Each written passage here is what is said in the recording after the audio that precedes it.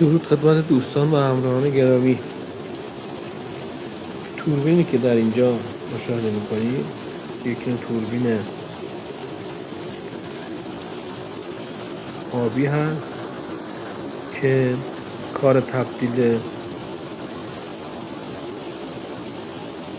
انرژی جنبشی آب رو به انرژی الکتریکی داره.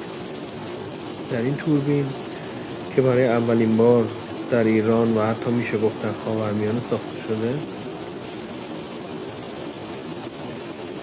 جریان آب با حد بین 8 تا 10 متر وارد توربین شده